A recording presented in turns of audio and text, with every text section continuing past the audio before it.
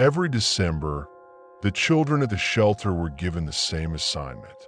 Sheets of white paper, blunt pencils, and a simple instruction written on the board. Write a letter to Santa. The room always filled with noise after that. Chairs scraped against the floor. Pencils tapped impatiently. Children whispered to one another, comparing ideas. Some knew exactly what they wanted. A bike, a video game, a doll with blinking eyes. Others stared at the paper longer, chewing the ends of their pencils, unsure how to ask for something they didn't quite know how to name. But every year, without fail, there was one letter that stood out. Not because it was longer, not because it was decorated, but because it was almost empty. Her name was Lily. She was 7 years old, small for her age, quiet in the way that didn't demand attention. Lily always sat at the same table near the window. While the other children filled their pages with lists and drawings, she wrote only one thing. One name, carefully, slowly, as if each letter mattered more than the last. No toys, no wishes, just a name written in neat, rounded handwriting. Then she would fold the paper once, place it in the envelope, and slide it gently into the red box marked Letters to Santa. The first year, no one noticed. The second year, someone did. Mr. Harris. He had worked at the shelter for a long time. Long enough to recognize patterns. Long enough to know when something quiet carried weight. He noticed Lily never smiled when the letters were collected. She never waited for replies. She never talked about Christmas morning. And every year, her letter looked exactly the same. One afternoon, as snow began to fall outside the window, Mr. Harris stayed behind while the other children ran off to dinner. Lily lingered by the table, folding her letter. "Lily," he said gently, kneeling to her height. "Can I ask you something?" She nodded. He held up the envelope. "You didn't ask Santa for anything this year." She looked at the envelope in his hand. "I know. Would you like to add something?" he asked. "Anything at all?" She shook her head. "That's all I need to write." Mr. Harris hesitated. "May I ask who that name is for?" Lily's fingers tightened around the edge of the table. "My mom," she said quietly. He felt his chest tighten.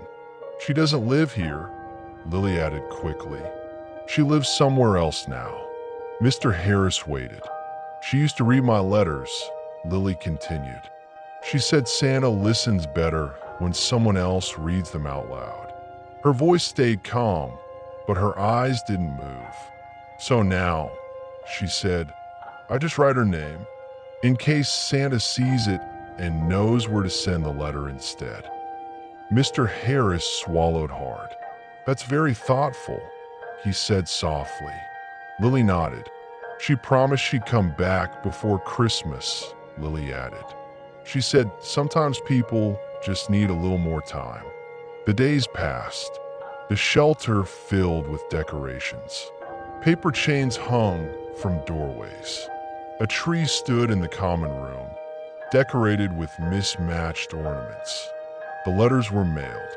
Children counted days. They talked about reindeer and snow and mornings filled with wrapping paper. Lily didn't count. She watched. Every evening, she checked the mailbox.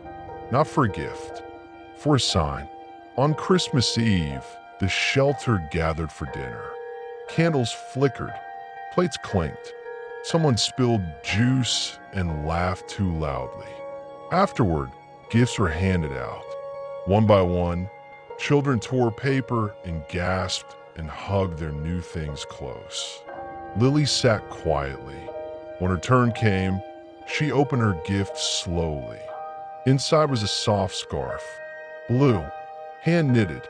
She smiled politely. "Thank you," she said. Later that night, after the children had gone to bed, Mr. Harris walked through the quiet hallway. The Christmas lights glowed softly. Near the red letter box, something caught his eye. An envelope. It hadn't been there before. It wasn't addressed to Santa. It was addressed to Lily. His hands trembled as he picked it up. Inside was a single sheet of paper, and written on it, in familiar handwriting, were just a few words. "My little star, I read your letter. I'm on my way." Tears filled his eyes. The next morning, Christmas morning, the shelter woke to excited voices. Lily sat on her bed, holding the letter in both hands. She read it again and again, just to make sure it didn't disappear. Late that afternoon, as snow fell softly outside, the front door opened. A woman stood in the doorway, thin, tired, smiling through tears. Lily froze. Then she ran. They held each other for a long time. No words at first, just breath and warmth and the sound of something long held finally letting go. Later, as they sat together by the tree, Lily whispered, "I didn't ask Santa for anything." Her mother smiled. "You didn't need to," she said. "You already knew what you wanted." That night, the red letter box stayed empty. Because sometimes the greatest Christmas gift isn't something we ask for. It's someone who finally comes home.